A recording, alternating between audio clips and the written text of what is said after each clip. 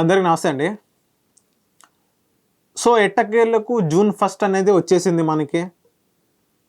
June 1న exit polls అనేది చాలా కంపెనీలు చాలా ఎగ్జిట్ పోల్స్ అనేది రివీల్ చేస్తారు. ఎందుకంటే ఇండియాలో 7th ఫేజ్ ఎలక్షన్ అనేది ఈ రోజుతో కంప్లీట్ అయిపోయింది. ఇప్పుడు సాయంత్రం 7 నుంచి ఇంకా ఎగ్జిట్ పోల్స్ అనేది కంటిన్యూ అవుతానండి. అంటే ఆంధ్ర రాష్ట్రం గురించి చెప్తున్నాను నేను. ఎగ్జిట్ పోల్స్ అనేది ఏ కంపెనీకి ఆ కంపెనీ రిలీజ్ చేస్తూ ఉంటాయి. చాలామంది వైసీపీ అంటారు, చాలామంది టీడీపీ కూటమి అంటారు, చాలామంది ఇంకో పార్టీ అంటే వీళ్ళిద్దరే మన కూటమి వైసీపీ ఉంది కాబట్టి ఆంధ్రప్రదేశ్లో మేజర్గా. సో ఈ రెండే అంటారు. చాలా కొన్ని కంపెనీస్ వీళ్ళకి ఫేవర్ చేస్తాయి, కొన్ని కంపెనీస్ వీళ్ళకి ఫేవర్ చేస్తాయి. సో న్యూట్రల్గా ఉండే కంపెనీస్ ఏం చెప్తున్నాయి అంటే ఎటువంటి పార్టీకి గురవ్వకుండా న్యూట్రల్గా వాళ్ళ సర్వే లేదో వాళ్ళు చేసి గ్రౌండ్లో ఉండి సర్వే చేస్తారు కొన్ని కంపెనీస్. నిజంగా సర్వే చేయడం అంటే అది మామూలు విషయం కాదండి. ఎందుకంటే ఒక నియోజకవర్గానికి టచ్ చేసి సర్వే చేయాలంటే మినిమం టు మినిమం 1.5 అనేది 1 నుంచి 1.5 మినిమం ఒక 1 కోటి రూపాయలన్న తక్కువలో ఒక 1 కోటి రూపాయలన్న ఖర్చు అయింది. సర్వే అనేది అంత సెన్సిటివ్ మ్యాటర్, అంత డబ్బు ఖర్చు అయ్యే మ్యాటర్ అనేది. సో ఎగ్జిట్ పోల్స్ అనేది ఇప్పుడు మీకు చెప్తాను. ఎగ్జిట్ పోల్స్ అనేది ప్రీవియస్గా చూస్తుంటే చాలా కంపెనీలు చాలా సర్వేస్ అన్ని రిలీజ్ అవుతాయి. నెలకు ఒకసారి సర్వే రిలీజ్ చేస్తారు చాలా కంపెనీస్.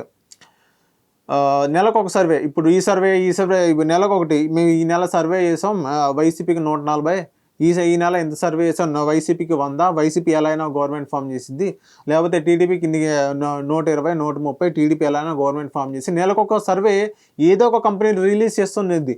కొంతమంది టీడీపీ ఫేవర్, కొంతమంది వైసీపీ ఫేవర్. అంటే కొన్ని కంపెనీస్ ఈ పార్టీస్కి ఫిక్స్ అని కూర్చొని ఉంటాయి. అంటే ఈ పార్టీ వాళ్ళే, ఈ పార్టీ కంపెనీసే వాళ్ళు ఏదో ప్రజల్ని మభ్యపెట్టడానికి చేస్తూ ఉంటారు.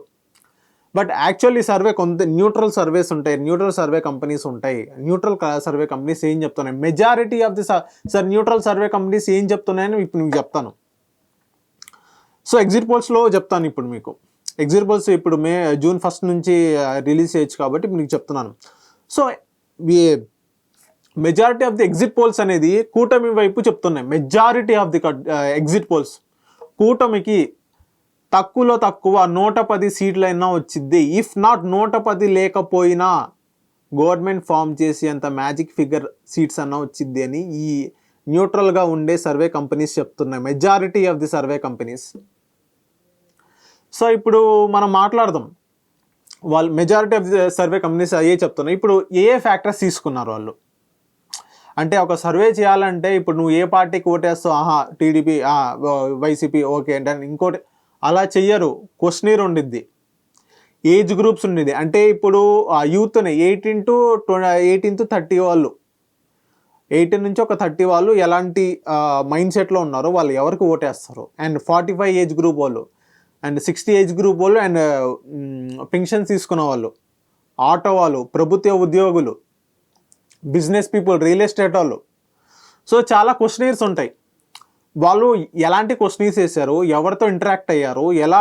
ఇప్పుడు ఏంటంటే పక్కా వైసీపీ వాళ్ళతో కూడా మాట్లాడతారు, పక్కా టీడీపీ వాళ్ళతో కూడా మాట్లాడతారు. సర్వే అంటే న్యూట్రల్గా ఉండే పీపుల్స్తో అందరితో కూడా మాట్లాడతారు.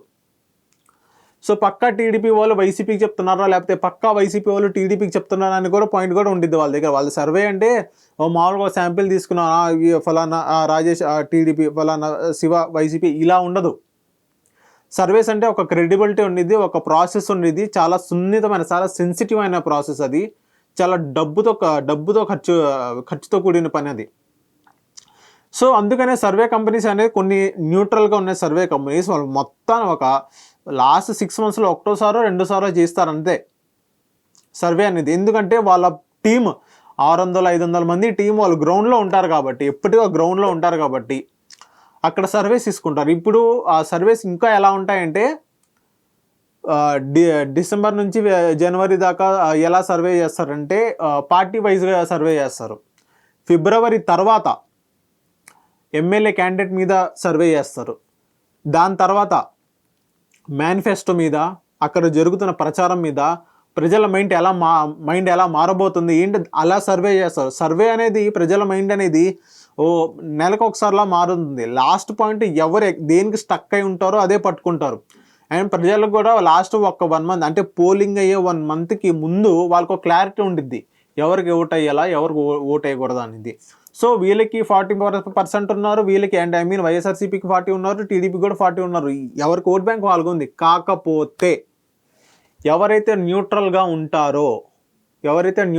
ఉంటారో వాళ్ళు ఎటువైపు ఓటేస్తున్నారు అనేది చాలా ఇంపార్టెంట్. ఈ న్యూట్రల్ ఓటర్స్ని వాళ్ళ ఏ పార్టీ వాళ్ళైనా, టీడీపీ అయినా, వైసీపీ అయినా, ఏ పార్టీ అయినా ఈ న్యూట్రల్గా ఉండే ఓటర్ని పట్టుకోవాలి, వాళ్ళని అట్రాక్ట్ చేయాలి.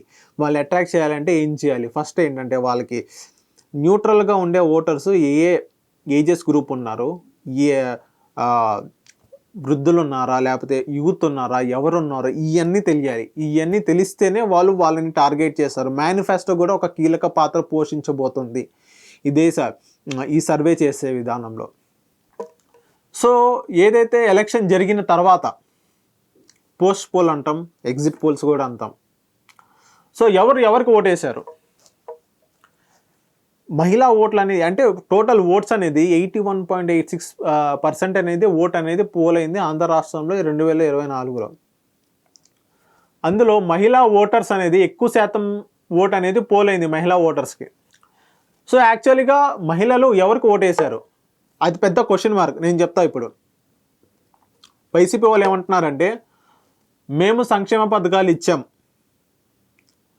మేము అమ్మఒడి ఇచ్చాం, మేము చేయూత ఇచ్చాం, మేము ఇంకోటి ఇచ్చాం, అందుకనే మహిళలు మాకు ఓటేస్తారు అని వైసీపీ వాళ్ళు అంటున్నారు. టీడీపీ కూటమి ఏంటంటే లేదు, మహిళలు మాకు ఓటేస్తారని వాళ్ళు అంటున్నారు. బట్ యాక్చువల్గా మనం రియాలిటీ మాట్లాడుకుందాం. మహిళల ఓట్లకి వాళ్ళకి పిల్లలు ఉండరా? వాళ్ళ హస్బెండ్ గవర్నమెంట్ ఎంప్లాయీస్ ఉండరా? వాళ్ళ హస్బెండ్ కార్మికులు ఉండరా? వాళ్ళ పిల్లలకి చదువుకుంటున్నారు, బాగానే ఉంది. ఆయన 2014 నుంచి 19 దాకా టీడీపీ ప్రభుత్వం కూడా అదే స్కాలర్షిప్ కానీ అదే ఇచ్చిందిగా. వీళ్ళు జస్ట్ పేరు మార్చారు అంతే. చదువుకున్న పిల్లలకి జాబ్స్ ఎక్కడి నుంచి తీసుకొస్తారు? అది కూడా ఒక పాయింటే కదా. జాబ్ ఎక్కడి నుంచి తీసుకొస్తారు? ఇప్పుడు ఇసుక అనేది మొన్నటిదాకా ఆపేశారు. అప్పుడు ఇసుక రేటు బీభత్సంగా ఉన్నాయి. ఇప్పుడు ఒక మేస్త్రికి కానీ, ఒక కూలోళ్ళకి కానీ ఇప్పుడు ఒక పని దొరకాలంటే ఇసుకుంటేనాగా ఏదైనా కన్స్ట్రక్షన్ దగ్గర పని దొరికేది.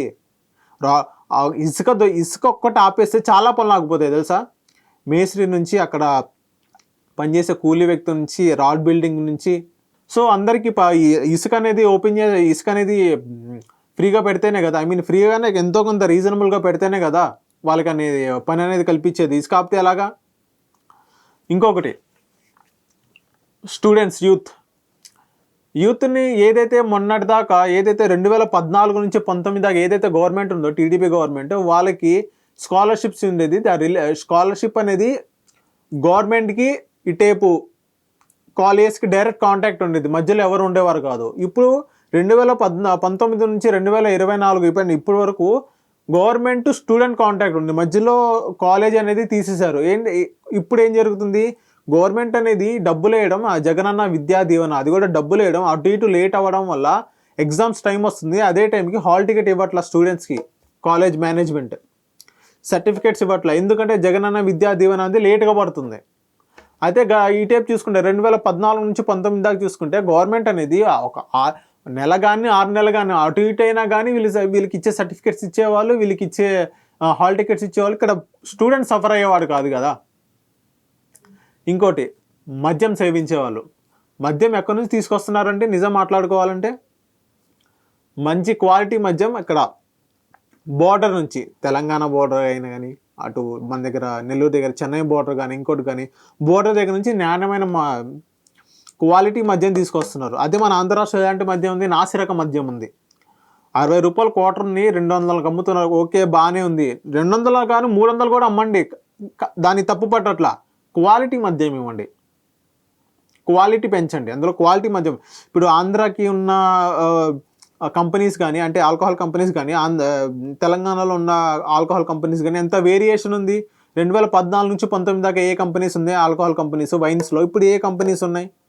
మందు బాబుల మైండ్ కూడా మారింది కదా. వాళ్ళు పొద్దుననగా కష్టపడి వస్తారు, ఏదో ఎనర్జీ బూస్ట్ చేసుకోవడానికి కానీ, వాళ్ళకున్న అలవాట్ల పరంగా కానీ, ఇంకోటి కానీ వాళ్ళు మద్యం అనేది కొంచెం కన్జ్యూమ్ చేస్తారు. అది 200 పెట్టి 300 పెట్టినా కానీ క్వాలిటీ మద్యం ఇస్తున్నారు, ఇవ్వట్లా. ఇది కూడా ఒక ఫ్యాక్టర్ అయింది జగన్మోహన్ రెడ్డి గారు ఓడిపోవడానికి కారణం. ఇంకొకటి ఏంటంటే రౌడీ రాజ్యం.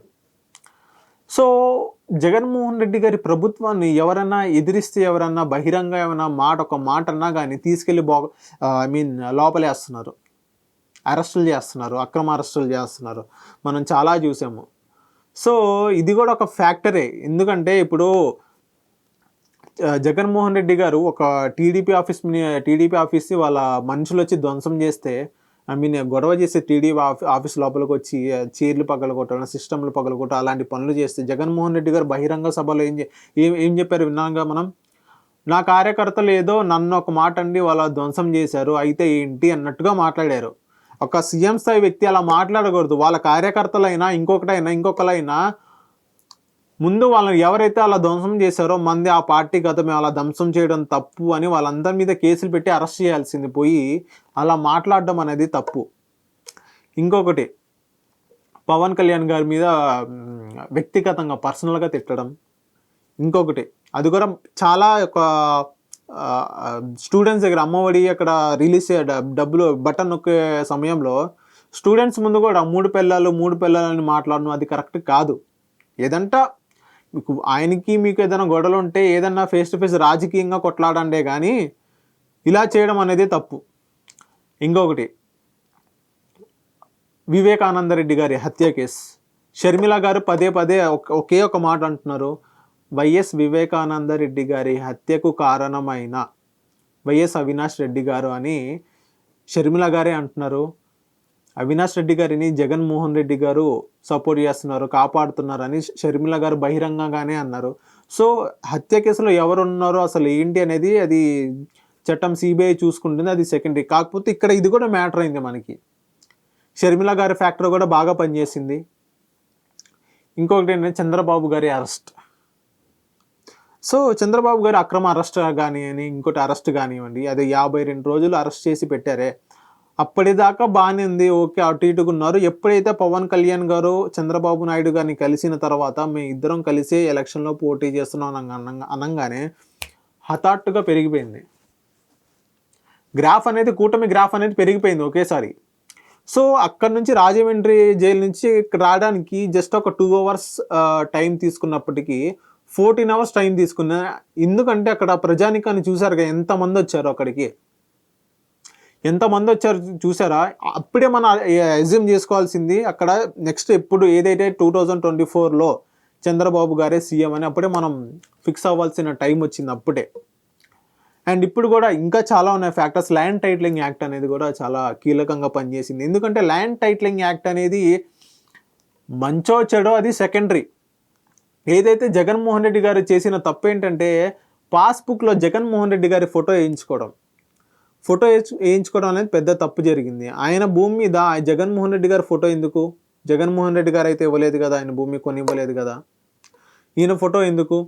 అండ్ ల్యాండ్ టైటిలింగ్ యాక్ట్లో కూడా ఏదైతే టీడీపీ వాళ్ళు పోర్ట్రేట్ చేశారో చాలా బలంగా వెళ్ళిపోయింది ప్రజల్లోకి. వైసీపీ వాళ్ళు కూడా డిఫెండ్ చేసుకోవడానికి అంత టైం కూడా లేకపోలేదు, అప్పుడు డిఫెండ్ చేసుకోవడానికి కూడా టైం లేదు. అందుకనే ల్యాండ్ టైటిలింగ్ యాక్ట్ కూడా బాగా కీలకంగా పోషించింది. అది కూడా లూజ్ అవ్వడానికి అది కూడా వన్ ఆఫ్ ది రీజనే. ఇంకా చెప్పుకుంటూ పోతే చాలా ఉన్నాయి కారణాలు అనేది.